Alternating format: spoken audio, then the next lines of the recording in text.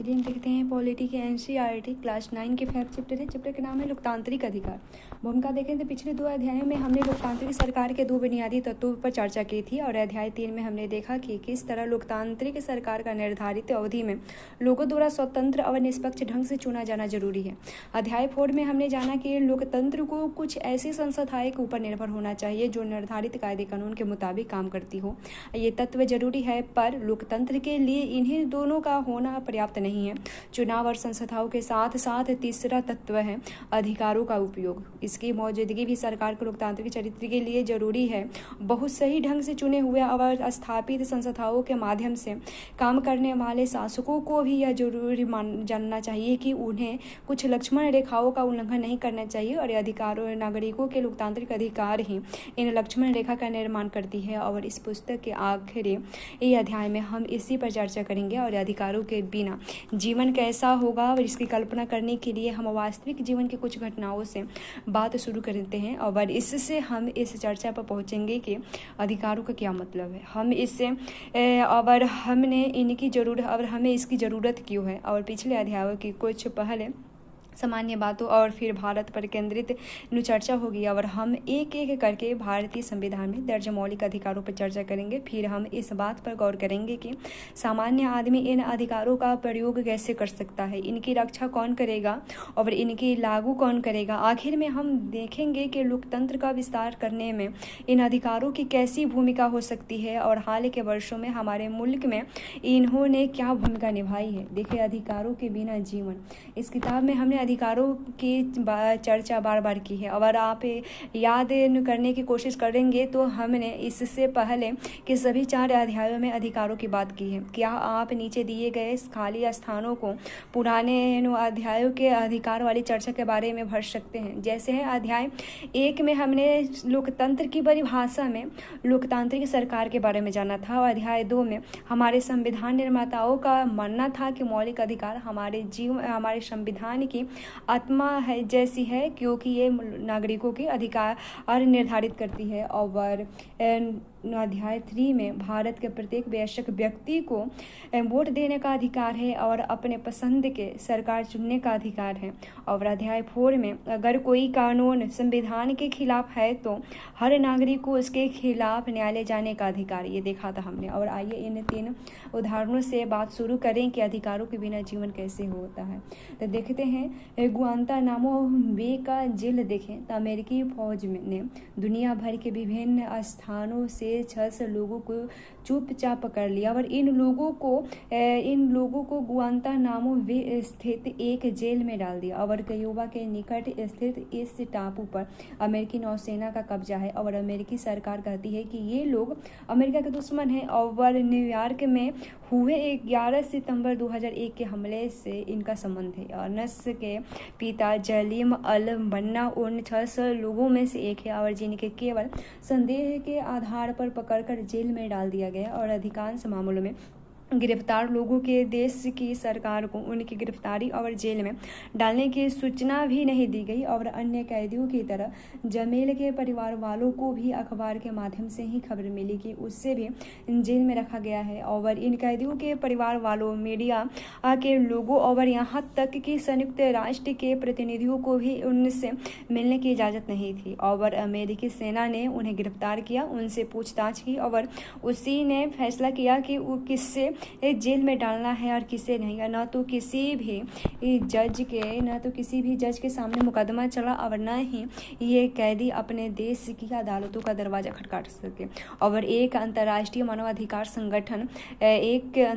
मानवाधिकार संगठन amnesty international ने गुआंतानामो बे के कैदियों की स्थिति के बारे में सूचना इकट्ठा की और बताया कि उनके साथ ज्यादती की जा रही है और उनके साथ अमेरिकी कानूनों के अनुसार भी व्यवहार नहीं किया जा रहा है। उनके अनेक कैदियों ने भूख हड़ताल करके इन स्थितियों के खिलाफ विरोध करना चाहा, पर उनको जबरदस्ती खिलाया गया या नाक के रास्ते उनके पेट में भोजन पहुंचाया गया। और जिन कैदियों की आधिकारिक रूप से निर्दोष करार दिया गया उनको भी नहीं छोड़ा गया। और संयुक्त राष्ट्र द्वारा कराई गई एक स्वतंत्र जांच से भी इन बातों की पुष्टि हुई और संयुक्त राष्ट्र संघ के महासचिव एजेंसियों ने कहा कि गुआंतानामो वे जेल को बंद कर देना चाहिए और अमेरिकी सरकार ने इन अपीलों को मानने से इनकार कर दिया था।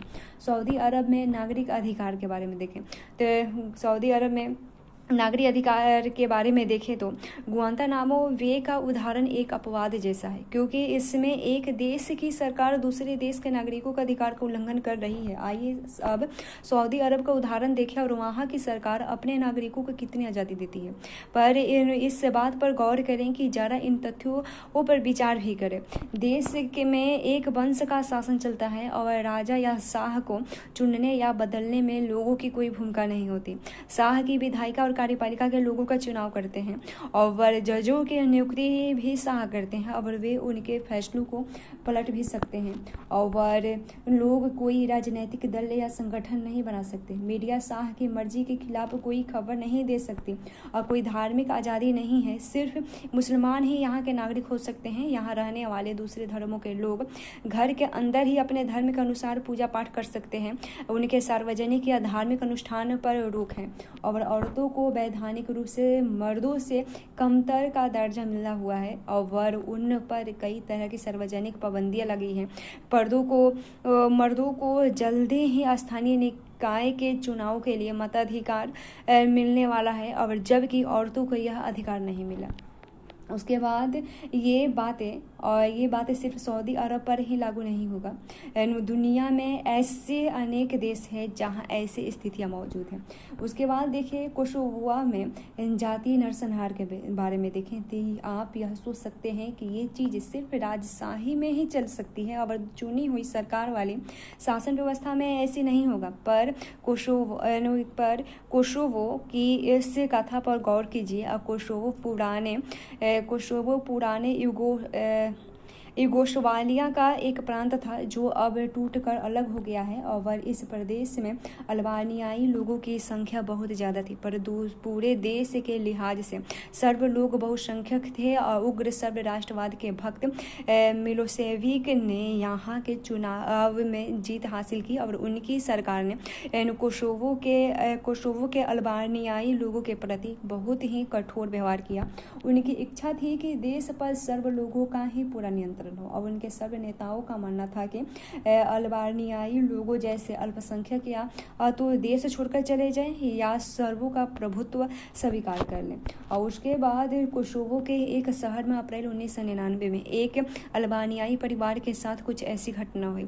74 वर्षीय बतीसा होक्सा अपनी रसोई में अपने 77 वर्षीय पति इजेत के साथ बैठी आग ताप रही थी। उन्होंने विस्फोटों की आवाज़ सुनी पर उनको यह एहसास नहीं हुआ कि सर्बिया की फौज शहर में घुस आई है। तभी उनका दरवाजा खोलकर 5-6 सैनिक दनादनते हुए अंदर आए और पूछा, बच्चे कहाँ हैं? बतीसा याद करती है उन्होंने जेत की छाती में 3 गोलियां दाग दी और उनके सामने ही उनके पति की मौत हो गई और सैनिकों ने उनकी अंगुली से शादी की अंगूठी उतार ली और उसे भाग जाने को कहा और मैं तभी दरवाजे से बाहर भी नहीं निकल पाई थी। वो बताती है कि उन्होंने घर में आग लगा दी और वह बरसात में बेघर होकर सड़क पर खड़ी थी। उसके पास न तो घर था, न पति और न शरीर पर पहनने के लिए कपड़े के अलावा कोई और चीज़ था। और समाचारों में आई यह कथा उन हजारों अल्बानियाई लोगों के साथ हुए बर्ताव में से एक की इस सच्चाई बताती है कि और याद रखिए कि यह नरसंहार उस देश की अपनी ही सेना एक ऐसे नेता के निर्देश पर कर रही थी जो लोकतांत्रिक चुनाव में जीतकर सत्ता में आया था और जातीय पूर्वाग्रह के चलते हाल के वर्षों में जो सबसे बड़े नरसंहार हुए उसमें यह संभवतः सबसे भयंकर था। आखिरकार कई और देशों ने जब दखल दिया तब जाकर यह क्रम थका और मिलोसेविक की सत्ता गई और बाद में अंतर्राष्ट्रीय न्यायालय में उन पर मानवता के खिलाफ अपराध का मुकदमा चला। उसके बाद लोकतंत्र में अधिकार देखें। हमने पहले जिन उदाहरणों का जिक्र किया है उन सब पर विचार कीजिए। हर उदाहरण में जिससे कष्ट हुआ उसके बारे में सोचिए।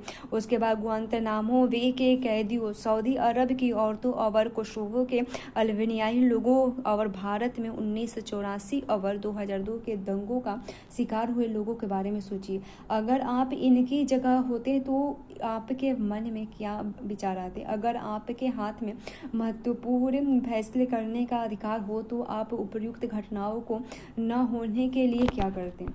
और उसके बाद शायद आप एक ऐसी व्यवस्था बनाना चाहेंगे जिसमें लोगों की सुरक्षा, उनके सम्मान का ख्याल और समान अवसर जरूर हो। और उसके बाद जैसे आप यह चाह सकते हैं कि बिना उचित कारण और सूचना के किसी को गिरफ्तार नहीं किया जाए। अगर किसी को गिरफ्तार किया जाता है तो उससे अपना पक्ष रखने और अपने आपको निर्दोष साबित करने का पर्याप्त अवसर मिले। अब आप इस बात पर सहमत हो सकते हैं कि ऐसा भरोसा सभी चीज़ों पर लागू नहीं हो सकता। और हम हर किसी से जिन चीज़ों की मांग करते हैं या जिन बातों की उम्मीद करते हैं उसमें हमें तार्किक नज़रिया अपनाना चाहिए, क्योंकि उससे ये चीज़ें सबको उपलब्ध करानी है।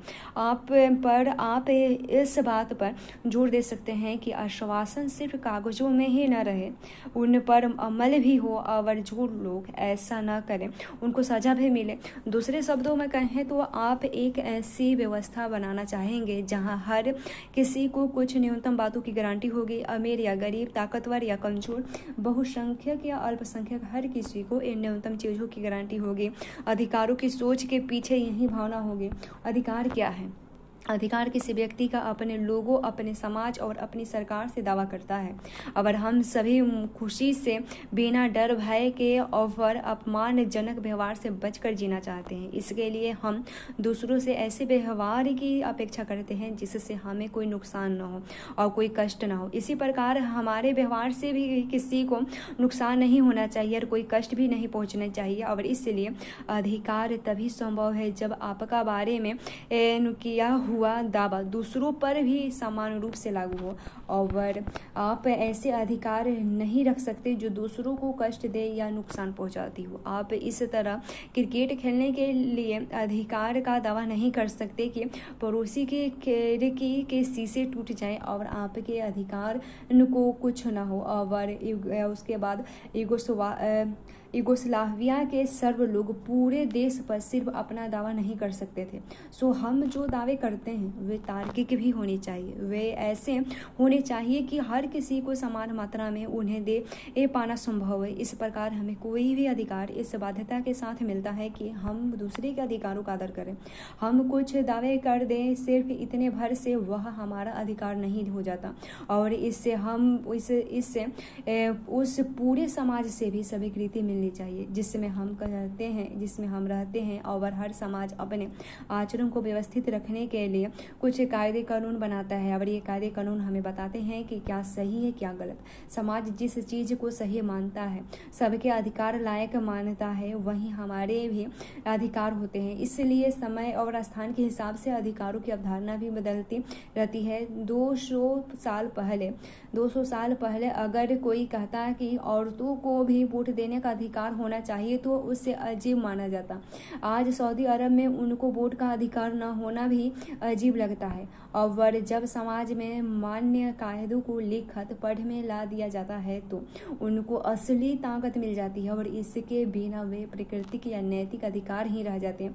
और उसके बाद गुआंतनामो वे के कैदियों को अपने दमन का विरोध करने का, उससे गलत बताने का सिर्फ नैतिक अधिकार पर है, पर वे इसके भरोसे किसी ऐसे व्यक्ति या संस्था के पास नहीं जा सकते जो उन्हें लागू करा दे। और जब कानून कुछ दावों को मान्यता देता है तो उनको लागू किया जा सकता है और फिर हम उन्हें लागू करने की मांग कर सकते हैं।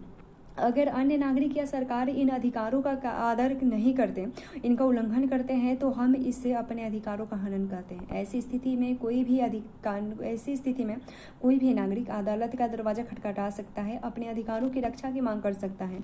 इसलिए हम अगर किसी दावे को अधिकार कहते हैं तो हम उसमें से ये 3 बुनियादी चीज़ें होनी चाहिए। अधिकार लोगों के तार्किक दावे हैं, उन्हें समाज से स्वीकृति और अदालत द्वारा मान्यता मिलनी होती है। और लोकतंत्र लोकतंत्र में अधिकारों की क्या ज़रूरत है। देखें तो लोकतंत्र की स्थापना के लिए अधिकारों का होना जरूरी है। लोकतंत्र में हर नागरिक को वोट देने और चुनाव लड़कर प्रतिनिधि चुने जाने का अधिकार है और उसके बाद लोकतांत्रिक चुनाव हो। इसके लिए लोगों को अपने विचारों को व्यक्त करने की और राजनीतिक पार्टी बनाने और राजनीतिक गतिविधियों की आज़ादी का होना जरूरी है। लोकतंत्र में अधिकारों की एक खास भूमिका भी है कि यह अधिकार बहुसंख्यक के दमन से अल्पसंख्यक की रक्षा करते हैं और ये इस बात की व्यवस्था करते हैं कि बहुसंख्यक किसी लोकतांत्रिक व्यवस्था में मनमानी न करे। अधिकार स्थिति के बिगड़ने पर एक तरह की गारंटी जैसे हैं और अगर कुछ नागरिक दूसरों के अधिकार को हड़पना चाहे तो स्थिति बिगड़ सकती है और यह स्थिति आमतौर पर तब आती है जब बहुमत के लोग अल्पमत से आ गए लोगों पर प्रभुत्व कायम करना चाहते हैं और ऐसी स्थिति में सरकार को नागरिकों के अधिकारों की रक्षा करनी चाहिए। और लेकिन कई बार चुनी हुई सरकार भी अपने ही नागरिकों के अधिकारों पर हमला करती है और यह संभव है वह नागरिक के अधिकारों की रक्षा न करें। इसीलिए कुछ अधिकारों को सरकार से भी ऊंचा दर्जा दिया जाना भी जरूरी है ताकि सरकार भी उनका उल्लंघन न कर सके। और अधिकांश लोकतांत्रिक शासन व्यवस्थाओं में नागरिकों के अधिकार संविधान में लिखित रूप से दर्ज होते हैं। उसके बाद भारतीय संविधान में अधिकार देखें। विश्व के अधिकांश दूसरे लोकतंत्र की तरह भारत में भी ये अधिकार संविधान में दर्ज हैं। हमारे जीवन के लिए बुनियादी रूप से जरूरी अधिकारों को विशेष दर्जा दिया गया है। इन्हें मौलिक अधिकार कहा जाता है और अध्याय 3 में हमने अपने संविधान की प्रस्तावना पढ़ी। यह सभी नागरिकों को समानता, स्वतंत्रता और न्याय दिलाने की बात करता है। मौलिक अधिकार इन वादों को व्यवहारिक रूप देते हैं और ये अधिकार भारत के संविधान की एक महत्वपूर्ण बुनियादी विशेषता है। और आप जानते ही हैं कि हमारा संविधान 6 मौलिक अधिकार प्रदान करता है। क्या आप इन्हें बता सकते हैं? एक आम नागरिकों के लिए इन अधिकारों का ठीक क्या मतलब होता है और आइए एक एक करके इन पर हम नज़र डालते हैं। तो देखते हैं समानता का अधिकार। हमारा संविधान कहता है कि सरकार भारत में किसी व्यक्ति को कानून के सामने समानता या कानून से संरक्षण के मामले में समानता के अधिकार से वंचित नहीं कर सकता। और इसका मतलब यह हुआ कि किसी व्यक्ति का दर्जा या पद चाहे जो हो सब पर कानून समान रूप से लागू होता है और इसे कानून का राज भी कहते हैं। और कानून का राज किसी भी लोकतंत्र की बुनियादी है और इसका अर्थ हुआ कि कोई भी व्यक्ति कानून से के ऊपर नहीं है और किसी राजनेता, सरकारी अधिकारी या सामान्य नागरिक में कोई अंतर नहीं किया जा सकता। और प्रधानमंत्री हो या दूर दराज के गांव का कोई खेतिहर मजदूर, सब पर एक ही कानून लागू होता है और कोई भी व्यक्ति वैधानिक रूप से अपने पद या जन्म के आधार पर विशेष अधिकार या खास व्यवहार का दावा नहीं कर सकता। जैसे कुछ साल पहले देश के एक पूर्व प्रधानमंत्री पर भी धोखाधड़ी का मुकदमा चला था और सारे मामले पर गौर करने के बाद अदालत ने उनको निर्दोष घोषित किया था। लेकिन जब तक मामला चला उन्हें किसी अन्य आम नागरिकों की तरह ही अदालत में जाना पड़ा और अपने पक्ष में सबूत देने पड़े और कागजात दाखिल करने पड़े। और इन बुनियादी स्थिति को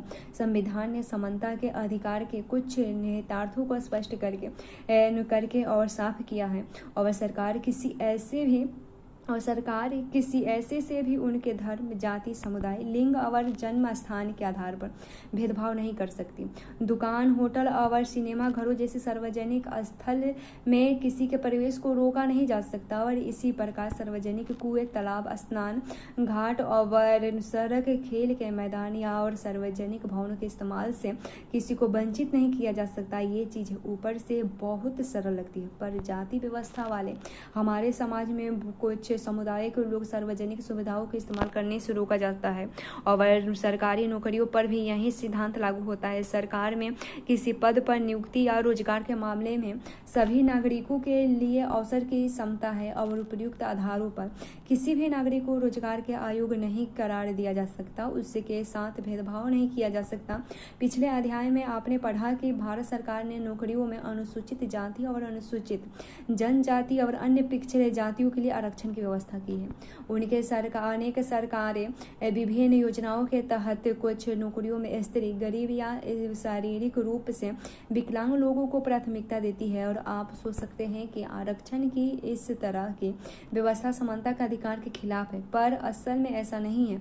समानता का मतलब है कि हर किसी से उसकी जरूरत का ख्याल रखते हुए समान व्यवहार करना। समानता का मतलब है हर आदमी को उसकी क्षमता के अनुसार काम करने का और समान अवसर उपलब्ध कराना। कई बार अवसर की समानता सुनिश्चित करने भर के लिए ही कुछ लोगों को विशेष अवसर देना जरूरी है। आरक्षण यही करता है। और इसी बात को साफ करने के लिए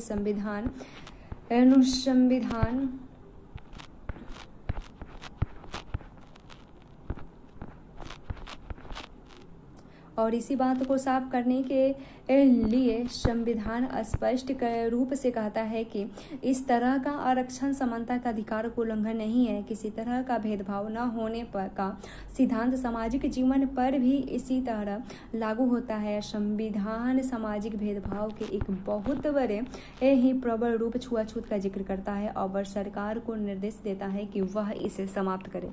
किसी भी तरह के छुआछूत को कानूनी रूप से गलत करार दिया जाता है और यह छुआछूत का मतलब कुछ खास जातियों के लोगों के शरीर को छूने से बचना भर नहीं है, उन पर सारी सामाजिक मान्यताओं और आचरणों को भी गलत करार देता है। और जिसमें किसी खास जाति में जन्म लेने भर से लोगों को नीची नज़र से देखा जाता है या उनके साथ गलत तरह के व्यवहार किया जाता है। इसलिए संविधान ने छुआछूत को दंडनीय अपराध घोषित किया है।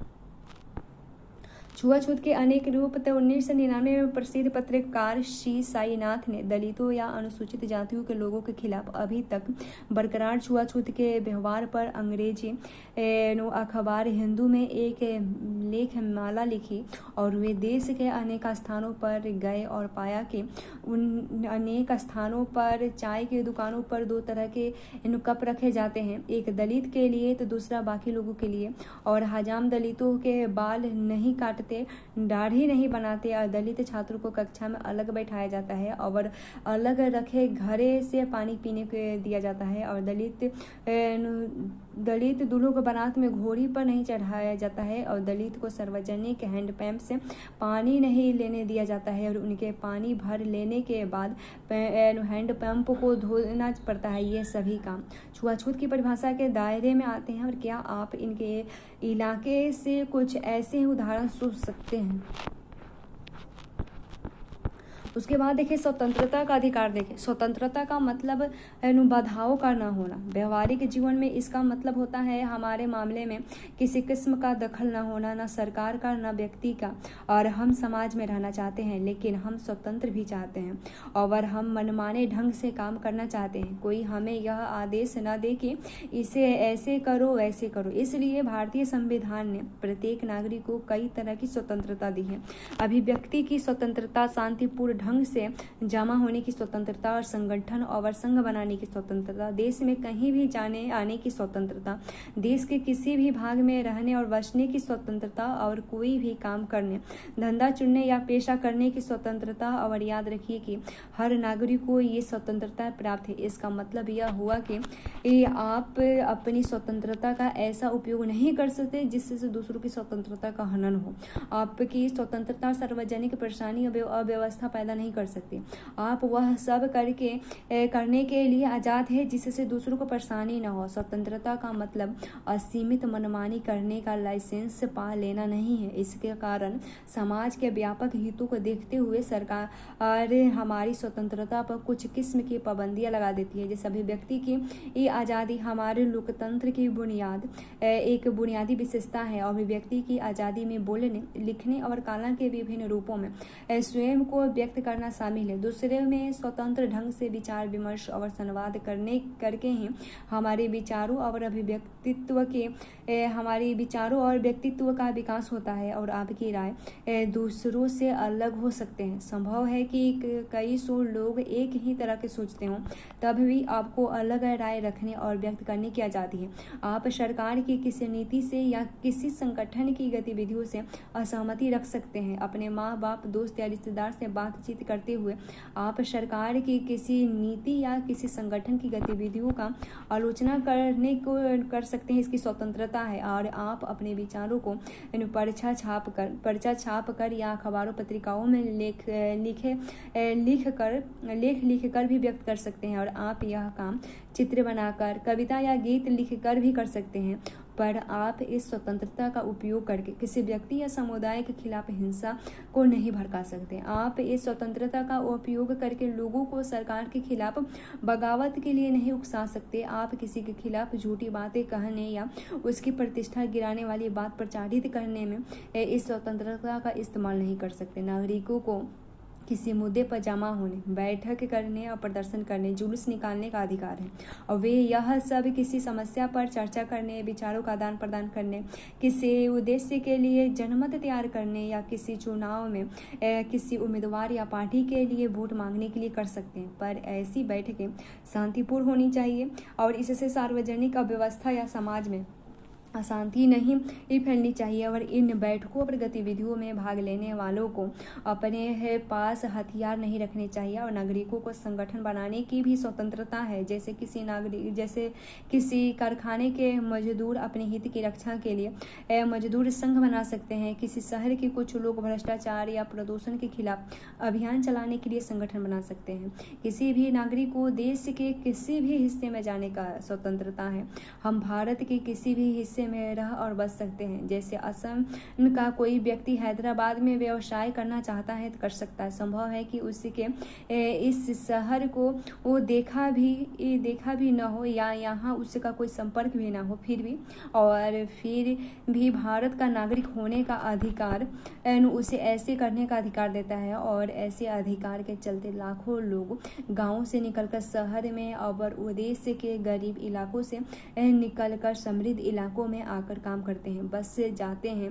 और उसके बाद पेशा चुनने के मामले में भी ऐसी ही स्वतंत्रता प्राप्त है।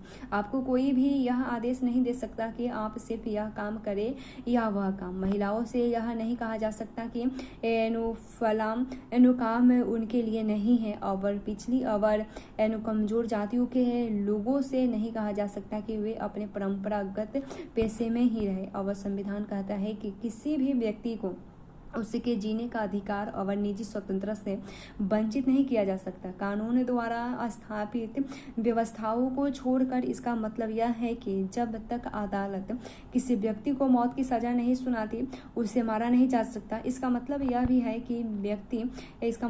है कि कानून आधार होने पर भी सरकार या पुलिस अधिकारी किसी नागरिक को गिरफ्तार कर सकता है। अगर वे ऐसा करते हैं तब भी उन्हें कुछ नियम का पालन करना पड़ता है। और गिरफ्तार या हिरासत में लिए गए व्यक्ति को उनकी गिरफ्तार और हिरासत में लेने के कारणों को जानकारी देनी होती है। और उसके बाद गिरफ्तार या हिरासत में लिए गए व्यक्ति को सबसे निकट के मजिस्ट्रेट के सामने गिरफ्तार के 24 घंटों के अंदर प्रस्तुत करना होता है। और ऐसे व्यक्ति को वकील से विचार विमर्श करने और अपने बचाव के लिए वकील रखने का अधिकार है। आइए एक बार फिर से गुआंतनामो बे के और कोसोवो को याद करें। और इन दोनों ही मामले में शिकार लोगों को सभी स्वतंत्रता में सबसे बुनियादी दो चीजें जीवन रक्षा और निजी स्वतंत्रता से वंचित करता है। शोषण के खिलाफ अधिकार देखें। स्वतंत्रता और बराबरी का अधिकार मिल जाने के बाद स्वाभाविक है कि नागरिक को यह अधिकार भी हो कि कोई उसका शोषण न कर सके। हमारे संविधान निर्माताओं ने इसे भी संविधान में लिखित रूप से दर्ज करने का फैसला किया और ताकि कमजोर वर्गों को शोषण न हो सके। संविधान ने खास तौर से 3 बुराइयों का जिक्र किया है और इन्हें गैर कानूनी घोषित किया गया है। और पहला, संविधान मनुष्य जाति के अवैध व्यापार का निषेध करता है। और आमतौर पर ऐसे धंधे का शिकार महिला आय होती है और जिनका अनैतिक कामों के लिए शोषण होता है। और दूसरा, हमारा संविधान किसी किस्म के बेगार या जबरन काम करने का निषेध करता है। और बेगार प्रथा में मजदूरों को अपने मालिक के लिए मुफ्त या बहुत थोड़े से अनाज वगैरह के लिए जबरन काम करना पड़ता है। और जब यही काम मजदूर को जीवन भर करना पड़ता है तो उसे बंधुआ मजदूरी कहते हैं। और तीसरा, संविधान बाल मजदूरों का भी निषेध करता है और किसी कारखाने, खदान या रेलवे के और बंदरगाह जैसे खतरनाक काम में कोई भी 14 वर्ष से कम उम्र के बच्चे ऐसे काम नहीं कराया जा सकता। और इसी को आधार बनाकर बाल मजदूरी रोकने के लिए अनेक कानून बनाए गए हैं और इसमें बीड़ी बनाने, पटाखे बनाने, दिया सलाई बनाने और प्रिंटिंग और रंग रोगन जैसे कामों में बाल मजदूरी रोकने के लिए भी शामिल किया गया है।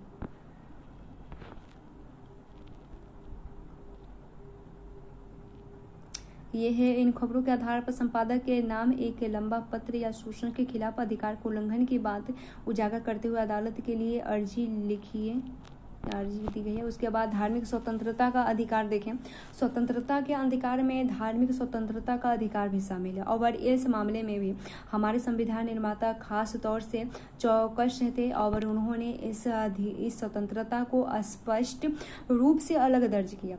आप अध्याय 2 में पढ़ चुके हैं कि भारत एक धर्मनिरपेक्ष देश है और विश्व के अन्य देशों के समान भारत के अधिकांश लोग अलग अलग धर्म को मानते हैं और कुछ लोग किसी भी धर्म को नहीं मानते। धर्मनिरपेक्षता इस सोच पर आधारित है कि शासन का काम व्यक्तियों के बीच के मामले को ही देखना है और व्यक्ति और ईश्वर के बीच के मामले को नहीं।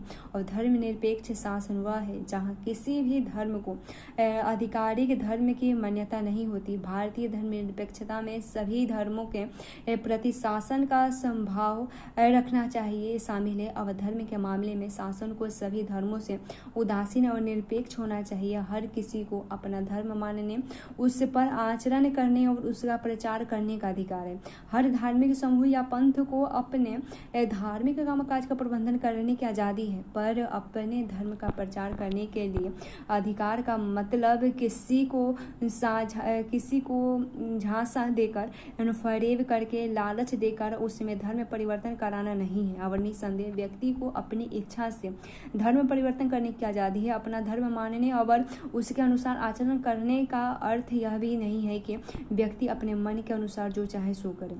जैसे कोई व्यक्ति देवता या कथित अदृश्य शक्तियों को संतुष्ट करने के लिए नर बलि या पशु बलि नहीं दे सकते और औरतों को कमतर मानने या औरतों की आज़ादी का हनन करने वाले धार्मिक रीति रिवाजों पर आचरण करने की अनुमति नहीं है। जैसे कोई जबरदस्ती किसी विधवा का मुंडन नहीं कराया सकता या उसे सिर्फ सफ़ेद कपड़े पहनने के लिए मजबूर नहीं कर सकता। धर्मनिरपेक्ष शासन का मतलब किसी एक धर्म का पक्ष लेना या उसे विशेषाधिकार देना भी नहीं है और न ही ऐसा शासन किसी व्यक्ति को उसकी धार्मिक मान्यताओं के कारण सजा दे सकता है या उसके साथ भेदभाव कर सकता है। इसी प्रकार सरकार किसी धर्म या धार्मिक संस्थाओं को बढ़ावा देने या उसके रख रखाव के लिए कर देने के लिए किसी व्यक्ति को मजबूर नहीं कर सकती। और सरकारी शैक्षणिक संस्थाओं में किसी किस्म का धार्मिक निर्देश नहीं होना चाहिए। अगर किसी शैक्षणिक संस्थाओं का संचालन कोई निजी संस्था करती है तो वहाँ के किसी भी व्यक्ति को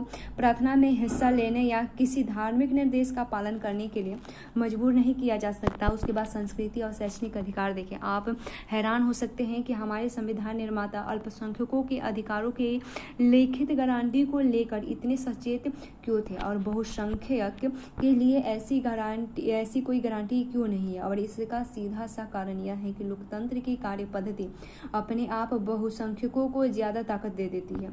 अल्पसंख्यकों को भी भाषा, संस्कृति और धर्म के विशेष संरक्षण की जरूरत होती है, अन्यथा वे बहुसंख्यकों की भाषा, धर्म और संस्कृति के प्रभाव में पिछड़ते चले जाएंगे। और इसी के चलते संविधान अल्पसंख्यकों की संस्कृति और शैक्षणिक अधिकारों को स्पष्ट करता है। नागरिक में विशिष्ट भाषा या संस्कृति वाले किसी भी समूह को अपनी भाषा और संस्कृति को बचाने का अधिकार है।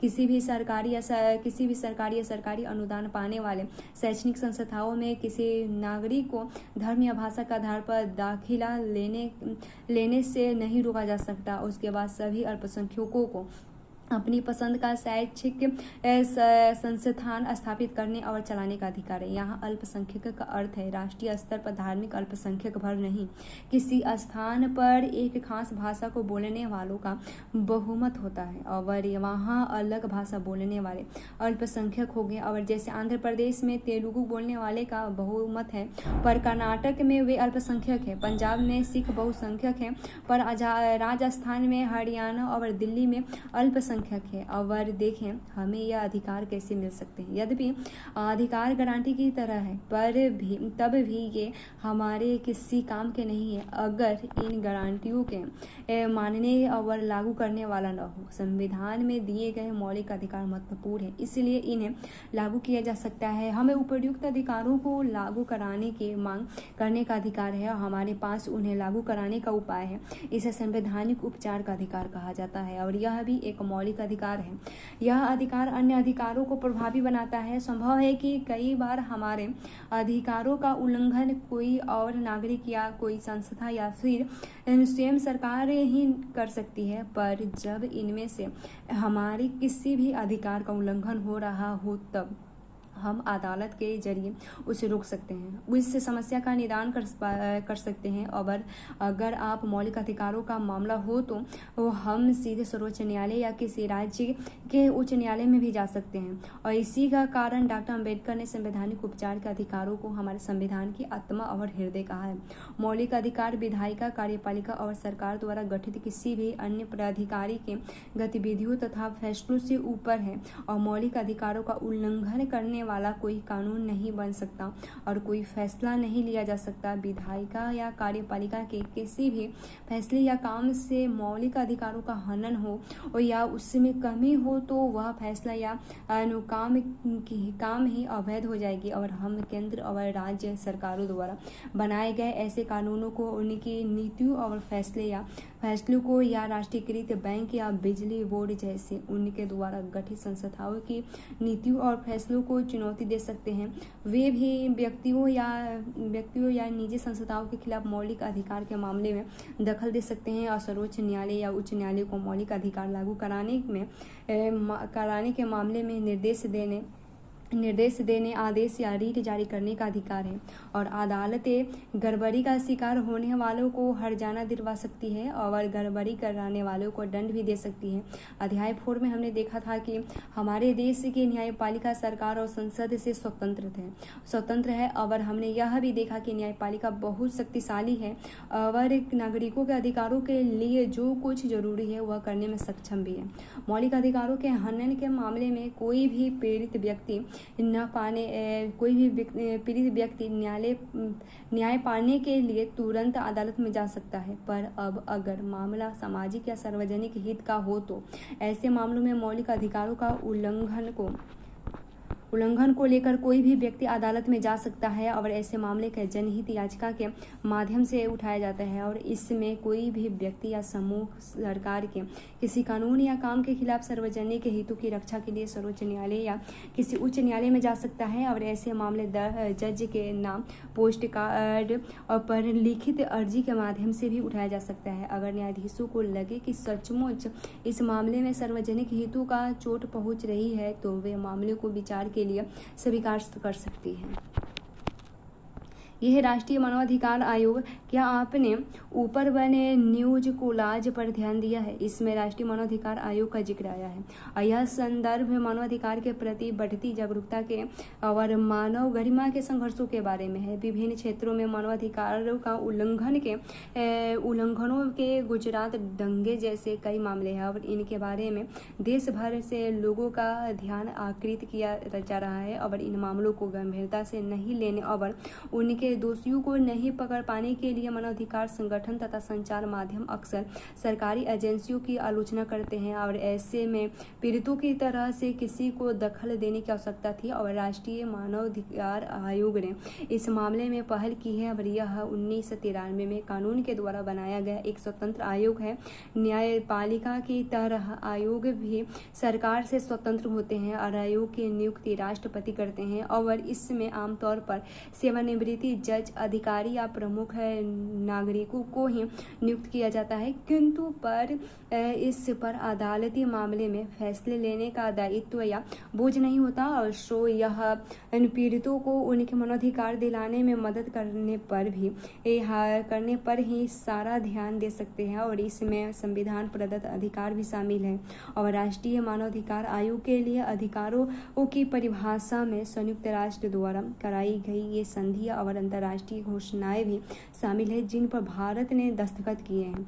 राष्ट्रीय मानवाधिकार आयोग खुद किसी को सजा नहीं दे सकता, यह जिम्मेदारी अदालत की है। आयोग का काम मानवाधिकार उल्लंघन के किसी मामले में स्वतंत्र और विश्वसनीय जांच करेगा। यह उन मामलों की भी जांच करता है जहां ऐसे उल्लंघन हो या उन्हें रोकने में सरकारी अधिकारों पर अपेक्षा बरतने का आरोप हो, और यह देश के मानवाधिकारों को बढ़ाने और उनके प्रति चेतना जगाने का काम भी करती है। और आयोग अपनी जांच की रिपोर्ट और अपने सुझाव सरकार को देता है या पीड़ितों की ओर से अदालत में दखल देता है। और अपनी जांच करने के सिलसिले में इसके पास व्यापक अधिकार है। किसी भी अदालत की तरह या चश्मदीदा गवाह को सम्मन भेज कर बुला सकता है, और किसी सरकारी अधिकारी से पूछताछ कर सकती है, किसी सरकारी दस्तावेज की मांग कर सकती है, किसी जेल में जाकर जांच कर सकती है या घटनास्थल पर अपनी जांच टीम भेज सकती है। भारत का कोई भी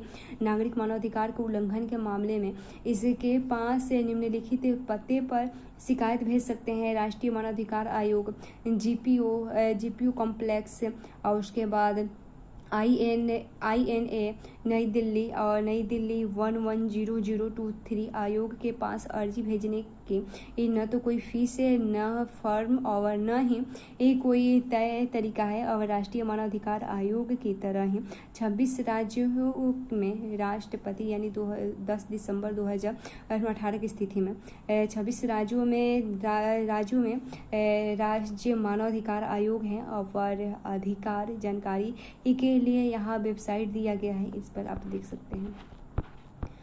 उसके बाद देखिए अधिकारों का बढ़ता दायरा के बारे में देखें। हमने इस अध्याय की शुरुआत अधिकारों के महत्व पर चर्चा की थी, पर अध्याय के ज़्यादातर हिस्से में हमारा ध्यान संविधान द्वारा दिए गए मौलिक अधिकारों पर ही रहा है। आप सोच सकते हैं कि संविधान द्वारा दिए गए मौलिक अधिकार ही नागरिकों को मिलने वाले अधिकार हैं। यह सही नहीं है। मौलिक अधिकार बाकी सारे अधिकारों के स्रोत हैं।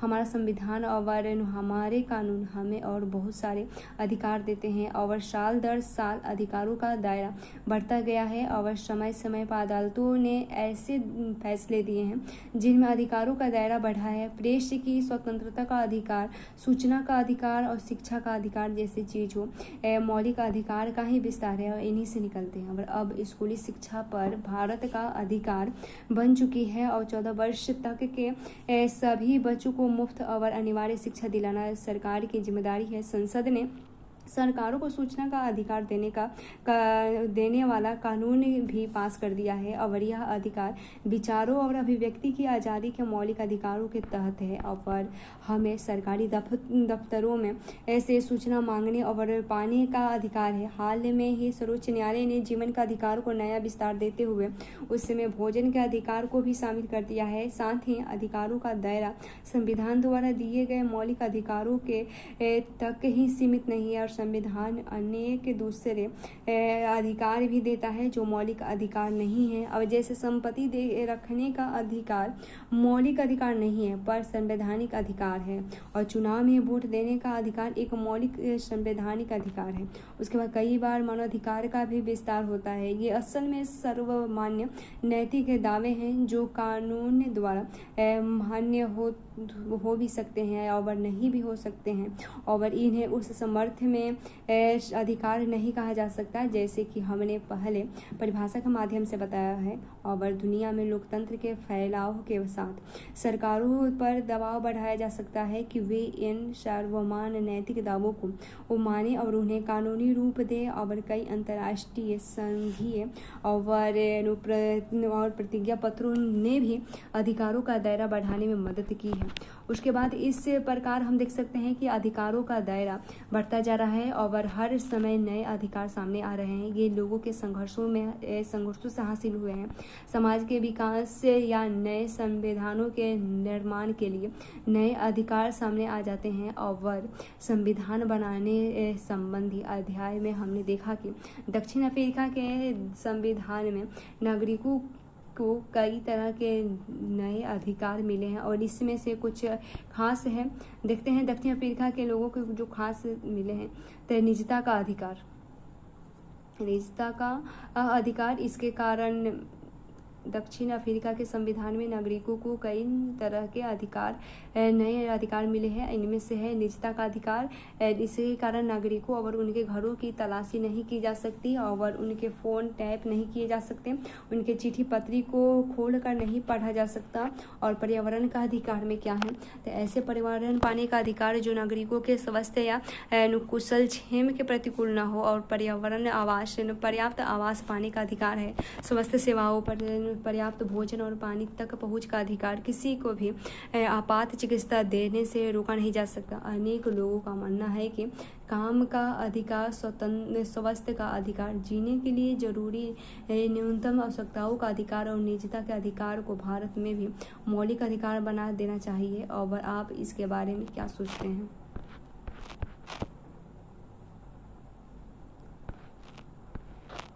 उसके बाद प्रतिज्ञा पत्र क्या है? नियमों और सिद्धांतों को कायम कर रखने का व्यक्ति, समूह या देशों का वादा, ऐसे बयान या संधि पर दस्तखत करने वाले पर इसके पालन की कानूनी बाध्यता होती है।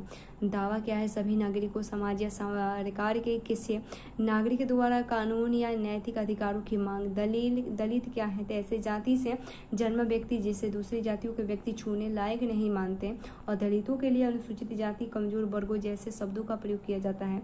जातीय समूह, मानव जाति का ऐसा समूह जिसमें लोग आपस में एक मूल या साम्यक वंश हो सकते हैं। और एक जातीय समूह के लोग संस्कृति, आचरणों, धार्मिक विश्वासों और ऐतिहासिक संस्कृतियों के लिए जुड़े गए हैं। और सम्मान देखें तो अदालत द्वारा जारी एक आदेश है जिसमें किसी व्यक्ति को अदालत के सामने पेश करने के लिए कहा गया है। अवैध व्यापार, अनैतिक कामों के लिए स्त्री, पुरुष या बच्चों की खरीद बिक्री है। रीट क्या है? तो उच्च न्यायालय या सर्वोच्च न्यायालय द्वारा सरकार को जारी किया गया औपचारिक लिखित आदेश है। और उसके बाद क्या है उसके बाद देखिए एमनेस्टी इंटरनेशनल क्या है? मानवाधिकार के लिए काम करने वाले कार्यकर्ताओं का एक अंतर्राष्ट्रीय संगठन है और यह संगठन दुनिया भर में मानवाधिकारों के उल्लंघन पर स्वतंत्र रिपोर्ट जारी करती है।